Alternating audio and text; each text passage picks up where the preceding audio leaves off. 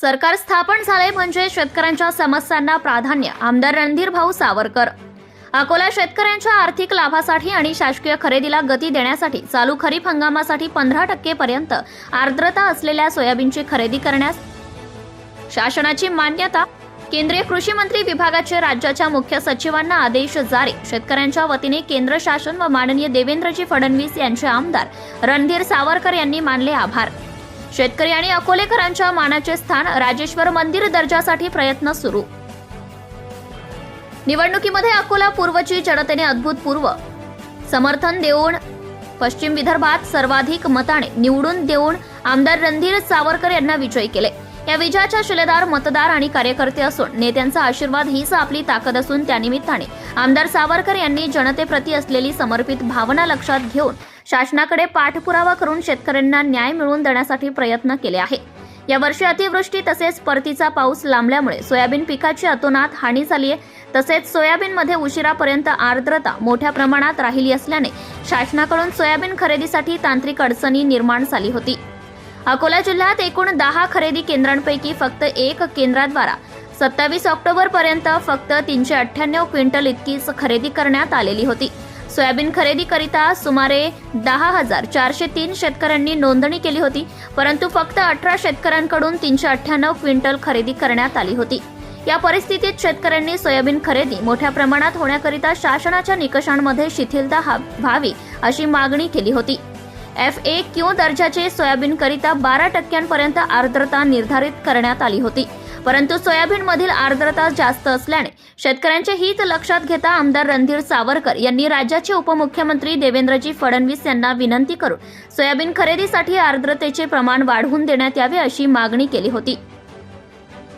या मागणीनुसार केंद्र शासनाने 12% ऐवजी 15% आर्द्रता वाढवून देऊन खरेदी करण्यासाठी नाफेड तसेच केंद्र शासनाच्या इतर खरेदी यंत्रणांना केंद्र शासनाने आदेश निर्गमित केले आहेत.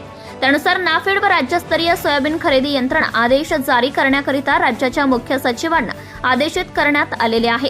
त्याकरिता केंद्र शासनाच्या संबंधित सक्षम अधिकाऱ्याच्या मान्यतेने निर्णय घेण्यात आला आहे की सोयाबीनमधील ओलावा 15% पर्यंत ठेवण्यास केंद्रीय कृषी मंत्री विभागाची कोणतीही हरकत नाही.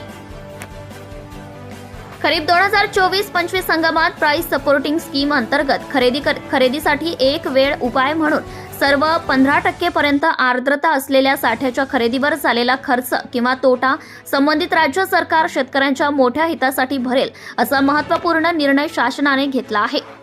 नाफेड आणि NCCF या केंद्रीय नोडल एजन्सींना, त्यानुसार राज्यस्तरीय खरेदी एजन्सींना आर्द्रतेच्या शिथिल टक्केवारीचे मूल्य समायोजित केल्यानंतर आलेल्या किमतीनुसार पेमेंट करण्याचे निर्देश दिले आहेत. त्यानुसार MSP चे पूर्ण भरणा सुनिश्चित केले जाईल. राज्यस्तरीय खरेदी संस्था आणि राज्य सरकार अंतर्गत सोयाबीन खरेदीसाठी नोंदणीकृत शेतकऱ्यांकडून सोयाबीन खरेदी आणि जतन करताना सर्व आवश्यक खबरदारी घेऊन स्टेट लेवल एजन्सी आणि सेंट्रल नोडल एजन्सीने स्टोरेज हानी कमीत कमी होईल याची खात्री करण्यासाठी व्यवस्था करावी असे आदेश केंद्र शासनाने राज्याच्या मुख्य सचिव यांना दिले आहेत. केंद्र शासनाने गुजरात, महाराष्ट्र, राजस्थान, मध्य प्रदेश व कर्नाटक या राज्यांकरिता शासन निर्णय जारी केला होता. महाराष्ट्र राज्यात आचारसंहिता असल्यामुळे राज्य शासनाने हा आदेश सोयाबीन खरेदी करणाऱ्या यंत्रणांना निर्गमित केला नव्हता. सदरील आदेश निर्गमित करण्याची मागणी आमदार रणधीर सावरकर यांनी केली आहे.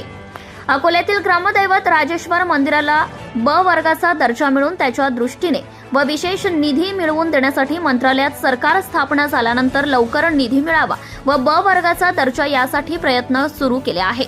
सत्यशोधक न्यूज चॅनलसाठी मुख्य संपादक Santosh Gavai, Akola. Subscribe now and press the bell icon. Never miss an update.